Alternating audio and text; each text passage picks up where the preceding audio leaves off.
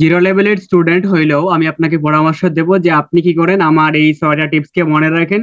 মনে রাখলে আমি মনে করি জিরো লেভেলের স্টুডেন্টও এই 6টা টিপসের মাধ্যমে জিরো থেকে হিরো হতে পারবে। তো আপনি যদি এই ক্লাসটাকে ভালো করে দেখেন প্রথম থেকে শুরু করে শেষ পর্যন্ত, ইনশাআল্লাহ আজকের পর থেকে যে কোনো লেভেলের স্টুডেন্ট সে ইজিলি রিডিং এর শর্ট অ্যান্সার কোয়েশ্চেন গুলাকে ভালো করে সলভ করে যেতে পারবে। অ্যান্সার কোয়েশ্চেন রিডিং এটা চেনার উপায়টা কি? এটা চেনার উপায়টা হচ্ছে আপনার কোয়েশ্চনের পরে খেয়াল রাখবেন এই রকমের কিছু প্রশ্নবোধক চিহ্ন দেওয়া থাকে, ঠিক আছে? তো রিডিং এ এরকম প্রশ্নবোধক চিহ্ন দেওয়া থাকলেই আপনি বুঝবেন যে আপনার পরীক্ষায় শর্ট অ্যান্সার কোয়েশ্চেন চলে আসছে। আইএলটিএস এর একাডেমিক রিডিং এও যেমন শর্ট অ্যান্সার কোয়েশ্চেন গুলো পরীক্ষায় চলে আসে, ঠিক সেম ওয়েতে আইএলটিএস এর জেনারেল ট্রেনিং এও একই উপায়ে শর্ট অ্যান্সার কোয়েশ্চেন গুলো রিডিং এ পরীক্ষায় চলে আসে। তো আমি আপনাকে রিডিং এর শর্ট অ্যান্সার কোয়েশ্চেন সলভ করতে গেলে মাত্র 6টা তাবিজ দেব। এই 6টা তাবিজকে আপনি ভালো করে সেবন করবেন, ভালো করে বুঝেন, দেখবেন যে ইনশাআল্লাহ এই 6টা তাবিজের ধারায় আপনি আপনার যে কোনো জায়গায় শর্ট অ্যান্সার কোয়েশ্চেন আসলে আপনি সলভ করে যেতে পারবেন। আমরা জানি যে শর্ট অ্যান্সার কোয়েশ্চেন গুলা প্যাসেজ নাম্বার 1 এও আসতে পারে, প্যাসেজ নাম্বার 2 এ আসতে পারে, প্যাসেজ নাম্বার 3 তেও আসতে পারে। তো যেখানে আসুক না কেন আপনি কি করবেন, আপনি জাস্ট আমার এই 6টা তাবিজকে মনে রাখবেন, ইনশাআল্লাহ আজকের পর থেকে শর্ট অ্যান্সার কোয়েশ্চেন নিয়ে আপনার মোটামুটি একটা ভয় দূর হয়ে যাবে।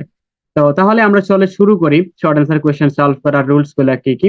তো ভাইয়া শর্ট অ্যান্সার কোয়েশ্চেন রুলসটা হচ্ছে প্রথমত কোয়েশ্চেন না পড়ে প্রথমে প্যাসেজের নামটা আপনি পড়ে আসবেন। ওকে, আমরা যে কোনো একটা কোয়েশ্চেনে যাই, মনে করেন এই কোয়েশ্চেনটা, তাহলে আপনি প্রথমত কোয়েশ্চেন না পড়া, ওকে, আপনি কি করবেন, কোয়েশ্চেন না পড়ে আপনি পেসেজে যাবেন, পেসেজের নামটা পড়বেন। পেসেজের নাম কি দিয়েছে এখানে? The history of the tortoise, টর্টয়েসের হিস্ট্রি জাস্ট পড়লেন, ঠিক আছে? তাহলে আপনি পেসেজ না পড়ে পেসেজের নামটা পড়া, তারপরে কাজটা কি হবে, আপনি গিয়ে ইনস্ট্রাকশন পড়েন। ওকে, তো আপনি ইনস্ট্রাকশন কেমনে পড়বেন ভাই? আমরা জানি যে এই ধরনের কোয়েশ্চেন সাধারণত ফিল ইন দা গ্যাপস এর মতো, সামারি কোয়েশ্চেনের মতো, এগুলো একদম ইজি। কিছু উপরে কি দেওয়া থাকে, কিছু ইনস্ট্রাকশন দেওয়া থাকে, কতটা ওয়ার্ড বা কতটা নাম্বার আপনি নিতে পারেন। তো ঠিক সেম ওয়েতে যে লিখে আছে আপনার নো মোর দেন 2 ওয়ার্ডস, আপনি 2টা ওয়ার্ড নাম্বার নিতে পারবেন, 2টা ওয়ার্ড নিতে পারবেন উত্তর, কোনো নাম্বারের কথা বলে নাই। মাঝে মাঝে নাম্বারের কথা বলে, যেরকম এখানে কি বলছে আপনাকে যে নো মোর দেন 2 ওয়ার্ডস আর নাম্বার, 2টা ওয়ার্ড নিতে পারবেন, সঙ্গে একটা নাম্বার আপনি উত্তর নিতে পারবেন। তো মাঝে মাঝে এরকম নাম্বার বলে, কখনো কখনো নাম্বার বলে না। আপনি ইনস্ট্রাকশনটা ফলো করার পরে তারপরের কাজটা কি হবে, আপনার এই ধরনের শর্ট অ্যান্সার কোয়েশ্চেন গুলা সাধারণত ডব্লিউএইচ কোয়েশ্চেন দিয়ে পরীক্ষা আসে, যে ডব্লিউএইচ কোয়েশ্চেন, তারপরে দেখেন ডব্লিউএইচ কোয়েশ্চেন মানে ডব্লিউএইচ কোয়েশ্চেন দিয়ে পরীক্ষায় আসে। দ্যাট মিনস আপনি কি করবেন, আমার 3 নাম্বার তাবিজটা হচ্ছে ডব্লিউএইচ কোয়েশ্চেন কে আপনি প্রশ্ন করুন যে উত্তরটা কি হবে। মানে আপনি আপনার কোয়েশ্চেন কি প্রশ্ন করুন যে উত্তরটা কি হবে, এটাকে আপনি প্রশ্ন করতে পারলে আপনি কিন্তু সঠিক উত্তর ইজিলি পেয়ে যাবেন। ওকে, তো এখানে খেয়াল রাখেন আপনাকে এখানে কোয়েশ্চনটা কি বলতেছে। অলরাইট, সো এখানে আপনাকে কোয়েশ্চনটা বলতেছে যে ফর, ওকে দেখেন 7 number question, for what period of time has hearing loss of school children has been started in New Zealand. তাহলে কি বলছে, for what period of time, তাহলে একটা সময়ের কথা উল্লেখ করবে, যারা এক সময়ের কথা হবে আপনার এখানে উত্তর, একটা টাইমের কথা হবে আপনার এখানে উত্তর। জাস্ট আমি লিখেছিলাম টাইম। ওকে, একটা টাইম বা একটা স্পেসিফিক সময়কে এখানে আপনার উত্তর হিসাবে তারা বলে যাবে। টার্ম ইজ ইউজড, তাহলে কোন টার্মটা ইউজ করছে ওই টার্মটা হচ্ছে আপনার এখানে উত্তর। দ্যাট মিনস আপনি যদি আমি আপনাকে যদি আরো দেখাই, এইখানে কি বলতেছে যে what is the life expectancy of earth, তাহলে what is the life expectancy of earth, তাহলে পৃথিবীর বয়সকাল কতটুকু, তাহলে একটা সময়ের কথা উল্লেখ হবে, পৃথিবীর বয়স কতটুকু। আবার বলতেছে আপনার মনে করেন এই জায়গায় যে হোয়াট কাইন্ড অফ সিগন্যাল, কি ধরনের সিগন্যাল, তাই না?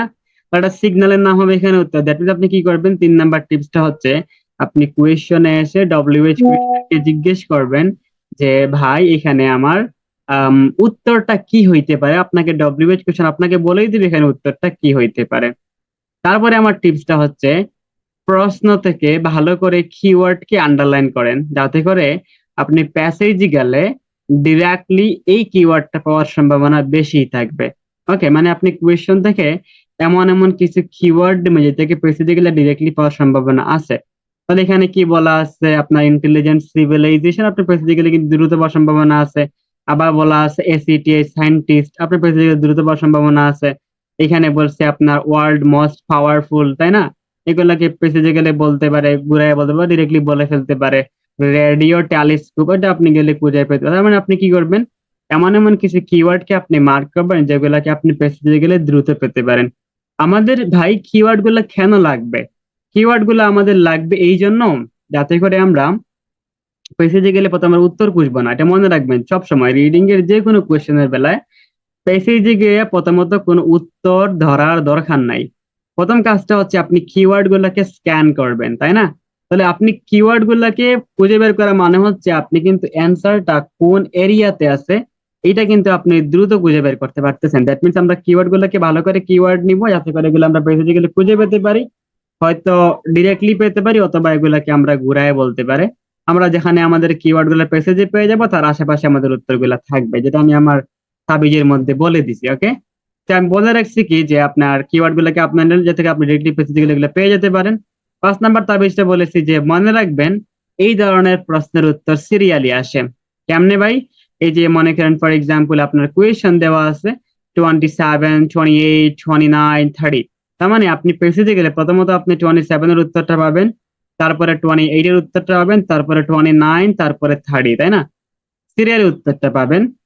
এরপরে হচ্ছে আপনার পরের টিপসটা হচ্ছে যে আম, উত্তর করার সময় যখন আপনি প্রেসিডে গেলে উত্তর করতেছেন, উত্তর করার সময় কোন কন্ট্রাডিক্টরি ওয়ার্ড পাইলে, মানে কন্ট্রাডিক্টরি ওয়ার্ড কোনগুলা, however, but, although, even though, on the contrary, in contrast, এগুলা যদি পান আপনি তাহলে কি করবেন, একটু আশেপাশে পড়েন, কারণ এগুলোর আগে কখনো উত্তর হয় না, এগুলার পরে উত্তর হয়।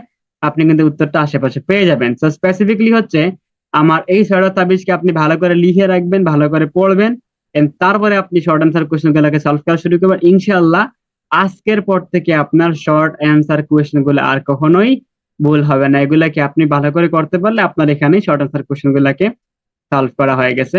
এন্ড আমি মনে করি যদি আমার সবগুলা টেকনিক আপনি ফলো করেন, আহ, আপনার শর্ট অ্যান্সার কোয়েশনের, তাহলে এই টেকনিক গুলা দিয়ে আপনার পরীক্ষা একদম 6 লেভেলের হোক, 6.5 লেভেলের হোক, বা নর্মাল লেভেলের স্টুডেন্ট হোক, 0 লেভেলের স্টুডেন্ট হোক, সব লেভেলের স্টুডেন্টরা আমার এই টিপস গুলা ফলো করে সহজেই রিডিং এর শর্ট অ্যান্সার কোয়েশন গুলাকে সলভ করে যেতে পারবে।